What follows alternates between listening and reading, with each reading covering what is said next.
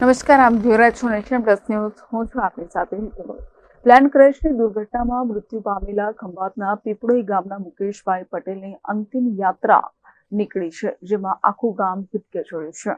Ahmedabad plane crash દુર્ઘટનામાં આણંદ જિલ્લાના 33 પ્રવાસીઓએ જીવ ગુમાવ્યા છે, જેમાં ડીએનએ મેચ થયા બાદ એક પછી એક મૃતદેહો પરિવારજનોને સોંપવામાં આવી રહ્યા છે. ત્યારે આણંદ જિલ્લાના વધુ 2 પ્રવાસીઓના મૃતદેહ આજે સોમવારે પરિવારજનોને સોંપાયા છે.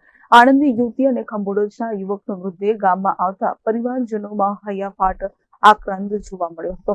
અમદાવાદમાં ગત તારીખ 12 જૂનના રોજ બપોરના સમયે બનેલી પ્લેન ક્રેશ દુર્ઘટનામાં મૃત્યુ પામેલા ખંભોળજના આકાશ પુરોહિત તેમજ આણંદની કિનલ મિસ્ત્રીના ડીએનએ તેમના પરિવારજનો સાથે મેચ થઈ જતા બંનેના પાર્થિવ દેહ ગઈકાલે રાત્રે અમદાવાદ સિવિલ હોસ્પિટલથી રવાના કરવામાં આવ્યા હતા. આ બંનેના પાર્થિવ દેહ આખી રાત આણંદ તેમજ ઉમરેઠ સ્થિત કોલ્ડરૂમમાં મૂકી રાખવામાં આવ્યા હતા, જે બાદ આજે સવારે આ બંનેના પાર્થિવ દેહ તેમના પરિવારજનોને સોંપવામાં આવ્યા હતા.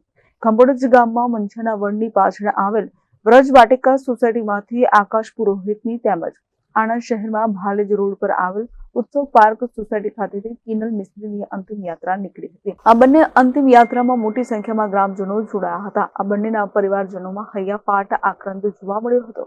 સ્વજનોએ દિલ પર પથ્થર મૂકીને મૃતકના હિન્દુ વિધિથી અંતિમ સંસ્કાર કર્યા છે. આણંદથી દિનેશ પટેલ સાથે Hiren Shah, nation plus news, Khambhat. સમાચારોના સતત અપડેટ મેળવવા માટે અમારી નેશન પ્લસ ન્યૂઝની યુટ્યુબ ચેનલને સબસ્ક્રાઇબ કરો, બેલ આઇકન દબાવો અને જોડાયેલા રહો ફેસબુક, ઇન્સ્ટાગ્રામ અને ટ્વિટર પર.